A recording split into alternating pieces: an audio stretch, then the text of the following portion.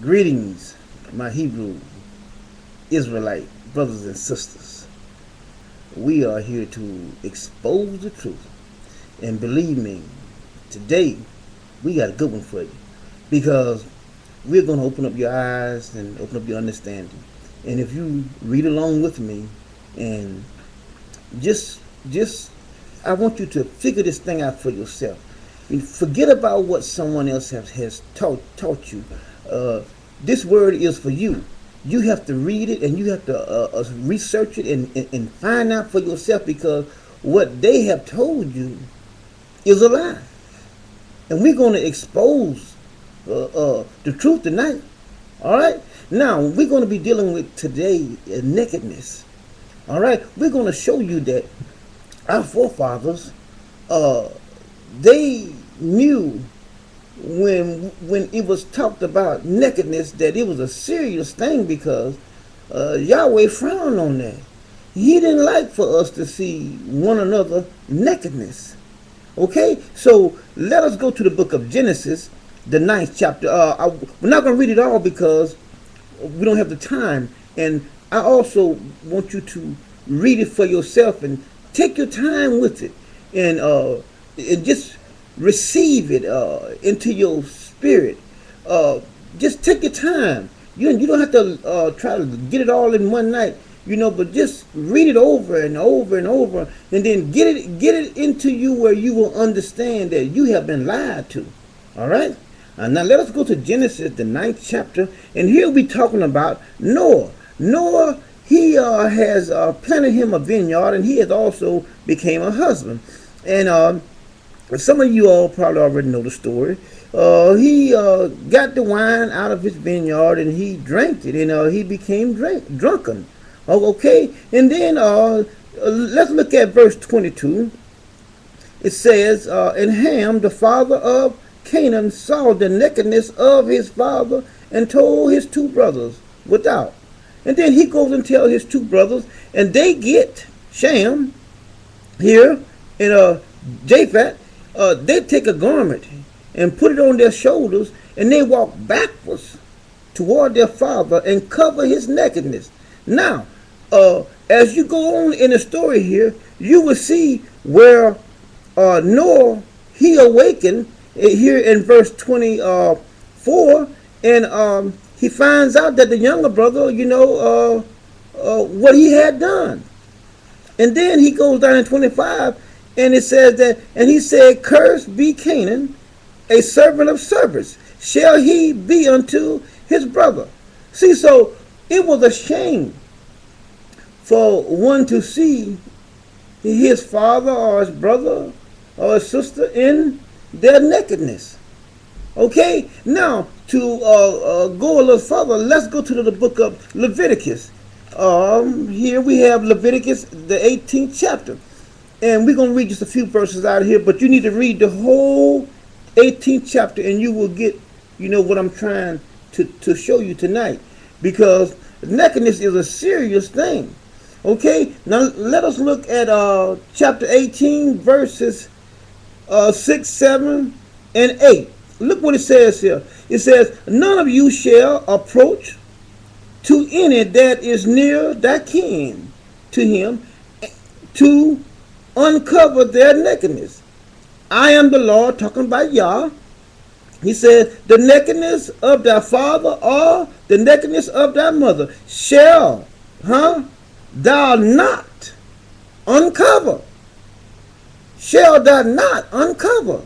He's telling you that he does not want you to see anybody in their nudity, in nakedness at all. Because he's telling you, you shall not you shall not do this to anyone that is kin to you. Then he goes on and he says, here in verse, the latter part of verse 7, he said, she is talking about thy mother. He said, thy mother shall thou not uncover. She is thy mother. Thou shalt not uncover her nakedness. Verse 8, the nakedness of thy father's wife shall thou not uncover. It is thy father's nakedness. Yah is giving you a command as a Hebrew Israelite. He's giving us a command that we cannot see.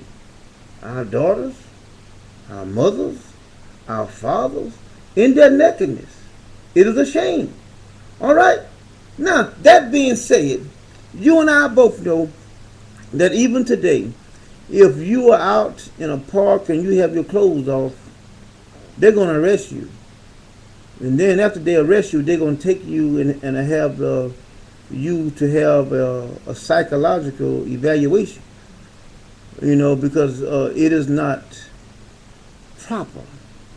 It is not common for you to be out there unclothed, especially in a public place or with a group of people. They call it swinging nowadays.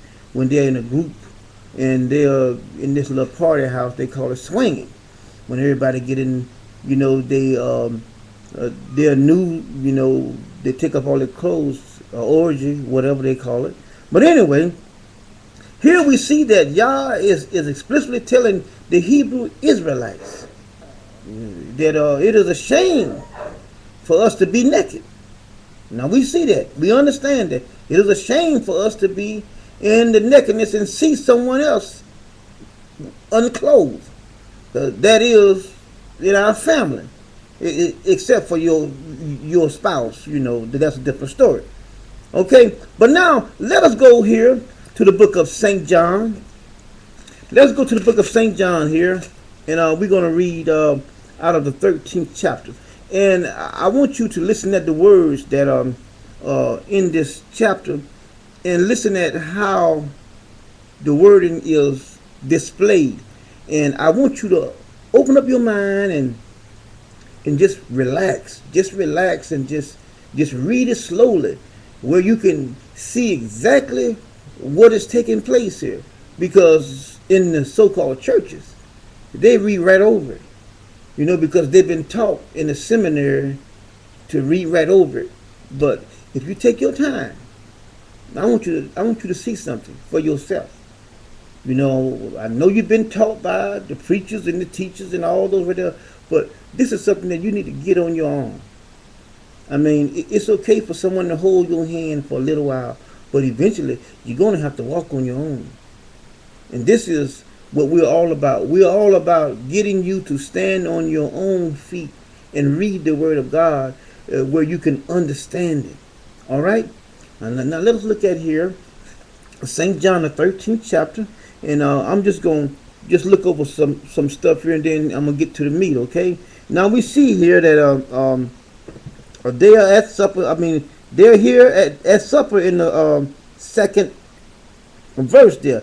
Talking about supper being ended, and then talking about the devil going into Judas, the one that was going to betray him, and this and that. And then we go on down here to verse 3, where he talks about Jesus knowing that the Father had given all things into his hand, and that he was come from the Father, either from God, and went to God. Now notice verse 4. Take your time now. Take your time. Notice verse 4, because this is very important. Look what it says. He rises from supper. Now you imagine someone getting up from supper. They're getting up. He rising up from supper now. Look what it says. And lay aside his garments with an S. What do you think he's doing? What do you think that he is doing here? Now you figure this out. Now take your time, figure it out. I already know, but I want you to figure this out on your own. See, it's time for you to start walking on your own. It's time for you to start learning and start to walking on your own. Now look what it says. He says that he laid his garments aside. He laid aside his garments. That's what it says. Now, look what he says he does. And took a towel and girded himself. So what did he do? He took a towel. Now, I'm not talking about the beach towels like we have here now in modern time now. He had a little towel, You know how Tarzan had war in the jungle? That's what he had, a towel like that. Okay? And he put it about him, his waist. He girded himself. All right? But now let us understand. He was fully clothed at one time. Now he's stark naked, except for this little towel that he has put around his waist. Now, why would a man pull off all of his clothes in front of 12 men? It doesn't make sense to me. Why would he take off his clothes in front of 12 men? And he's supposed to be the Son of God. He's supposed to be this holy man. He's supposed to be the Messiah. He's supposed to be a man of integrity. He's supposed to be a supreme being wrapped up in some flesh, supposedly. This is what John wrote about him. Yeah, he's God wrapped up in flesh. He put on flesh, but he's the one that is so holy and so righteous. He's the one that walked on water, raised the dead, healed the lepers, healed the blind, dumb. All of it, he did all this right here, but yet still he doesn't have enough integrity to keep his clothes on. Why this man takes his clothes off in front of 12 men? Let's go a little further. He goes on here and he talks about him. He girded himself with a towel. After that, he poured the water into a basin. He began to wash the disciples' feet and to wipe them with the towel wherewith he was girded. The man took the towel off. Now he's naked all over again. With the little towel, he's wiping their feet. Stark naked. That's what I said. Naked. Now, if you don't think that he's naked, you explain it to me. Tell me that he is not naked. Show me that he is not naked. Now, if you go into the book of Acts, here, in Acts the 12th chapter, let's look at that real quick to prove to you that he was naked. Let's go to Acts the 12th chapter. Let's look at Mr. Peter here. Mr. Peter. Peter here is in prison. Yes. Peter, he's in prison.